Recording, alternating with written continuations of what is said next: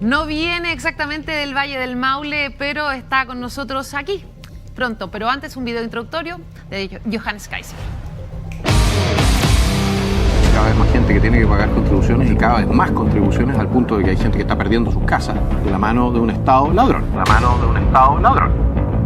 El hecho de que se hayan pasado la Constitución al artículo 142 por el aro es una falta de respeto al pueblo de Chile, lo que fue el 4 de septiembre, el voto del 4 de septiembre. Se debió haber reiniciado por plebiscito, pues las cosas se abren como se cierran. Es una falta de respeto al pueblo de Chile. Este 11 de septiembre, Gabriel Boric debió haber entregado a esas 360 y tantas personas a sus familiares.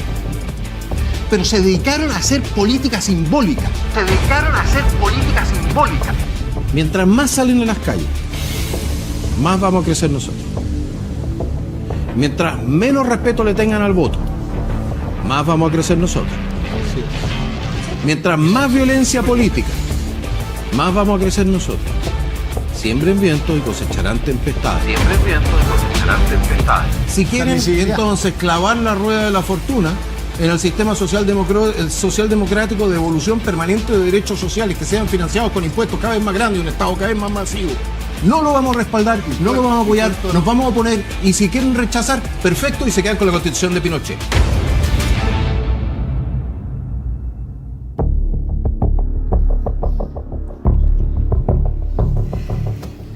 ¿Cómo está? Muy buenas noches, don Johannes Kaiser. De que viene creciendo, Johannes Kaiser viene creciendo. Se habla de él en las redes cada vez que apareces ahí en Sin Filtro, el chat explota, arde. Y hay una frase que se repite ahí, Johannes presidente. No. Johannes presidente. Pero antes de que nos metamos en eso, te quiero llevar a Ecuador. Estuviste ahí presenciando las elecciones con un clima político bastante complejo. Estaban muchos con chalecos antibalas. Lamentablemente uno de los candidatos había sido asesinado días antes, ¿cierto?, de la primera vuelta en las elecciones. Cierto. ¿Crees que ese clima llegue pronto a Chile? A ver, hace ¿cuánto? Un mes y medio atrás, casi mataron a golpes al alcalde Alessandri. Sí, en su casa. En su casa, amenazando a su familia. Tenemos a Orwell Casanova, que fue asesinado, era candidato a concejal. Fue asesinado por grupos violentistas en el sur. Yo no sé si es una pregunta, si la pregunta está bien formulada. No es si va a llegar esto acá, sino cuándo nos vamos a dar cuenta que ya está acá.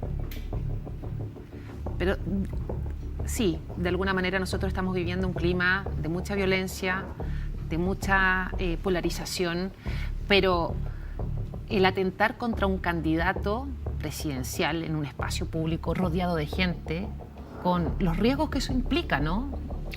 Es algo que aquí no ha pasado todavía. No ha pasado acá todavía, yo espero que no pase nunca. Pero la verdad es que la situación ecuatoriana es más compleja, yo diría, que la nuestra. Nosotros podemos agradecer al cielo que nosotros todavía tenemos fuerzas armadas y de orden que son relativamente inmunes al narcotráfico, lo cual no tiene por qué mantenerse así en el tiempo. Es una problemática no menor. En Ecuador hay problemas con altos oficiales que aparecen relacionados con el tema del narcotráfico. Hay problemas con políticos que están relacionados con el narcotráfico. El miedo que sienten también aquellos políticos que quieren criticar esto es algo que yo palpé físicamente, es decir, no existe la voluntad de salir a levantar la mano y decir, ¿sabes qué más? Aquí está la situación. El candidato que fue asesinado no era un candidato de derecha, ojo. No, era un periodista, pero era una persona que era había un estado... candidato de centro izquierda, Sí. muy anticorreísta, y es difícil establecer quién lo asesinó, en razón de que se había hecho muchísimos enemigos. Entre otros, había él anunciado que pocos días después iba a ir a Estados Unidos a denunciar ante el FBI situaciones de narcotráfico. A generales narcos. Ahora, yo llevándote y más acercándote a nuestro país, y por qué hablaba yo del tema de Ecuador, pero llevándote a Chile ahora. Tú has dicho por ahí que una de las razones por la que te metiste en el tema político y decidiste ser candidato y de la forma también en que ingresaste a este ruedo, ¿no? Tiene que ver con lo que ocurrió el 18 de octubre, ¿no? Con el estallido. ¿Por qué te marcó tanto? ¿Fue tan decidor? ¿Qué fue lo que encendió realmente en ti como para decir, salgo de acá, de este espacio a lo mejor de confort? El 18-10 yo esperaba, honestamente, que todas las fuerzas políticas, centro-izquierda, o sea, yo sabía que el Partido Comunista no iba a participar de una situación, de una solución institucional, pero yo esperaba que las fuerzas de centro-izquierda, centro-derecha, levantaran el dedo y dijesen, no, esta cuestión es intolerable, inaceptable, se aplica la ley. Y se le aplica a todos aquellos que condenaran la violencia. Que no solamente que condenaran la violencia, sino que le dieran un respaldo, el respaldo que requería el presidente de la República para restaurar el imperio de la ley. Eso significaba aplicar la fuerza contra todos aquellos que estuvieran delinquiendo y cometiendo delitos. ¿Faltó esa aplicación de la fuerza? Faltó el compromiso con el sistema democrático. Faltó el compromiso con el sistema democrático por parte de la oposición democrática, y faltó el compromiso con el sistema democrático por parte de aquellos que estaban en el gobierno y que no estuvieron dispuestos a sacrificarse, a inmolarse. ¿Había que inmolarse? Yo creo que había que inmolarse. ¿Tú lo habrías hecho? Yo creo que lo habría hecho. Pero, ¿qué faltó ahí? El decir, además de esto de inmolarme, el miedo a la historia, ¿cómo te juzga el día de mañana en una situación tan álgida? O sea, uno revisa, hace poco lanzó el ex ministro del Interior un libro, Blumel, y decía que el momento más complejo, él le dijo a la izquierda, a la oposición, le fue a decir, hoy día estamos en el 10 de septiembre del año 73, de usted depende que mañana no sea 11. Eso es probablemente correcto. Y habría sido una situación, eso sí, muy distinta a la del 11 de septiembre del 73, puesto que no habría habido la voluntad de restaurar el sistema democrático y político. Lo que sé, a ver, voy a tratar de hacer un análisis lo más neutral posible. Evidentemente que el 11 de septiembre de 1973 es la culminación de un proceso de degradación del sistema político, del imperio de la ley en Chile, impulsado por distintos sectores por distintas razones, algunas de ellas ideológicas, otras razones, dejémoslo ahí. Ahora, la corrección fue hecha de la mano de aquellos que sabían utilizar la fuerza, pero no necesariamente estaban preparados para hacer labor policial, ni mucho menos, y muchos no solamente se les pasó la mano, sino que se violaron derechos humanos. Bueno, llega el año 90, y a partir del año 90 empieza una persecución sistemática de toda la fuerza pública que participó en el proceso represivo. ¿De acuerdo? Sí. ¿Qué pasa el 18 de octubre? El 18 de octubre, esa fuerza que debe haber sido empleada esta vez al servicio de la protección de la democracia, esa fuerza dijo, no, pues si a mí me van a reventar en la cárcel. Yo no quiero ser un número más en Punta Peuco. Entonces la República, durante 20 años, 25 años, 30 años, lo que hizo fue ir cortando la relación entre la corona y la espada. Es decir, la espada es la verdadera fuente de poder en un Estado. Usted puede gobernar sin una mayoría democrática, como lo demuestra Norcorea, pero no puede gobernar sin una espada. En Chile, la espada, que son las Fuerzas Armadas y de Orden, de alguna manera fueron tratadas de la peor manera posible, a pesar de todas las promesas de reconciliación, etc. Y al momento de ser requeridas, que se les habría necesitado para restaurar el orden, hubo temor en la corona y hubo temor en la espada, en ambos casos para restaurar el imperio de la ley. Y quienes pagaron el precio fueron los comerciantes, fueron los ciudadanos, fue nuestra economía, fueron nuestras prestaciones sociales, fue la infraestructura. ¿Y eso te motivó de alguna manera a decir, yo también ingreso ahora a la cancha, ¿no? La gente me decía, ¿inmolo? La gente me decía, ¿sabes qué más? Te gusta tanto criticar, así que anda. ¿Y cómo ha sido esa evolución en este andar? Porque tú cuando ingresaste, de alguna manera también en una etapa inicial, veíamos muchos, yo diría, no sé, la gente como que de alguna manera te criticaba por ser duro, por ser crítico también, el tema que pasó con las mujeres, que de alguna manera se te responsabilizó, la segunda vuelta de Kast, te sacaron ahí todos los trapitos, Kast-Boric, ¿no? Con respecto a lo que tú habías dicho de las mujeres, ¿eso lo sigues pensando? ¿Se te malinterpretó? ¿Qué pasó ahí? Bueno, sería interesante si pudiesen poner lo que dije efectivamente sobre las mujeres. Lo que yo planteaba era el 2015, se había producido una inmigración masiva hacia Alemania, En Alemania, en la noche de Año Nuevo, y en Austria, por lo demás, porque yo fui testigo, se produce una ola de violaciones. Estamos hablando de miles de ataques sexuales. Miles. ¿Ya? Que el gobierno trató de ocultar y de colocar debajo de la alfombra. Y posteriormente a eso, se produce una elección, porque este escándalo se desató y fue público conocimiento. Se produce una elección y yo estaba analizando la elección. Y podría haber pasado con grupo trabajadores, grupo, no importa. Pero en este caso específico veo la conducta electoral. El comportamiento de las mujeres. La conducta electoral de las mujeres. Y veo que votan por los mismos partidos que habían hecho posible esa inmigración absolutamente descontrolada de elementos criminales. Entonces yo dije, ¿para eso querían el derecho a voto? O no es efectivamente eso. Entonces uno se pregunta si era buena idea darle el derecho a voto. Se puede malinterpretar, sin duda, pero no significa que yo le quisiera quitar el derecho a voto. Sí. Era como decir, ¿sabes qué más? Voten mejor. Sí. Es lo mismo que decirle a un trabajador al cual le quitan la empresa, que está votando por una ideología que dice, ¿sabes qué más? Todas las empresas tenemos que cerrarlas, te vaya a quedar sin pega. Voto por ese y después me quejo.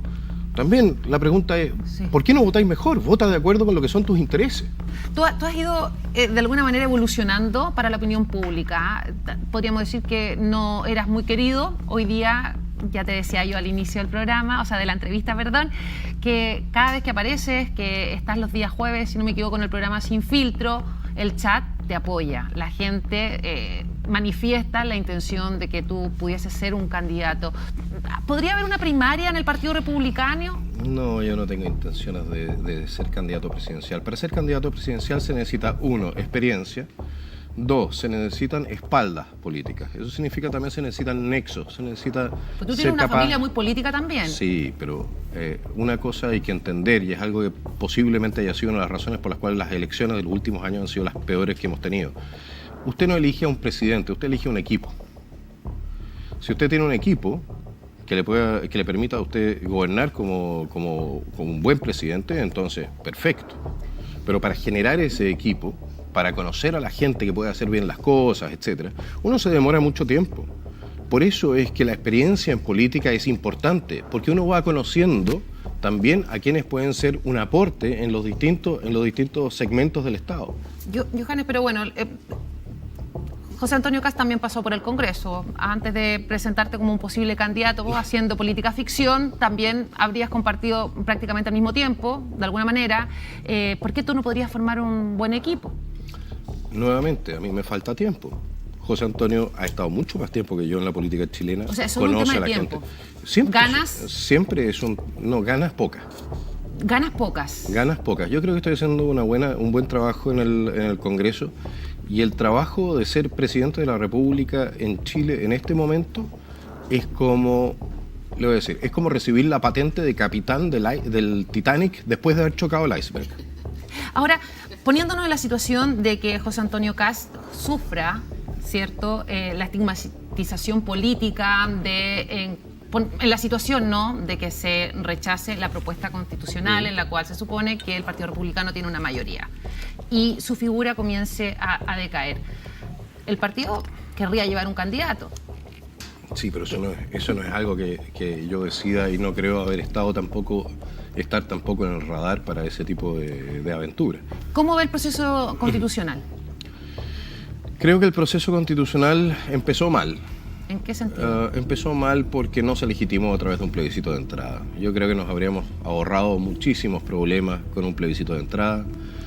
Fui uno de los que levantó la mano y dijo las cosas se deshacen como se hacen.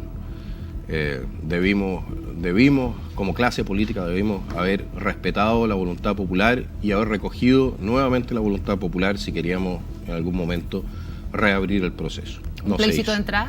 Plebiscito de entrada, de todas maneras. Pero ahora ustedes son mayoría al interior del Consejo. No somos mayoría, somos minoría relevante. Son una mayoría como grupo, sin embargo necesitan obviamente de los votos de Chile Vamos para poder aprobar las enmiendas. Comienzan próximamente... Somos 2/5. Bueno, pero con Chile Vamos logran los 3... Sí, pero sí, nosotros no controlamos a Chile Vamos, entonces nosotros... Bueno, ¿cómo lee la declaración de Kast? De que si no se aprueban sus enmiendas, podría votar rechazo o en contra en diciembre. Bueno, es lógico. Si no hay que olvidar una cosa, el acuerdo de iniciar un nuevo proceso se hizo sin republicanos. Es cierto que nosotros tuvimos un experto, pero fue uno de 20. Claro. O sea, digamos que estábamos un poquitito subrepresentados en lo que fue el acuerdo de los expertos. Y por otro lado, nosotros tenemos una visión de lo que tiene que ser la base constitucional de la República, y creemos que hay algunos intransables. Y si eso... ¿Cuáles son esos intransables? A ver, pongámonos por supuesto, el respeto al derecho de propiedad, separación de poderes, tenemos el tema de la supremacía constitucional, que yo creo que es un tema que va a ser álgidamente debatido. Tenemos el tema de los derechos fundamentales anteriores al Estado, que tienen que ser protegidos de otra manera que aquello que son los derechos sociales. Queremos la libertad de poder gobernar también reduciendo el Estado. Es decir, no necesariamente estar obligados a acrecentar el tamaño del Estado con cada gobierno, porque en ese sentido, ¿para qué sirven las elecciones también, ¿no? Yo creo que eso sí, que la inmensa mayoría de las cosas que nosotros estamos proponiendo son estándar a nivel internacional. No hay nada que sea especialmente ni revolucionario ni reaccionario, como dirían entonces mis grandes amigos en la izquierda más dura, ¿no?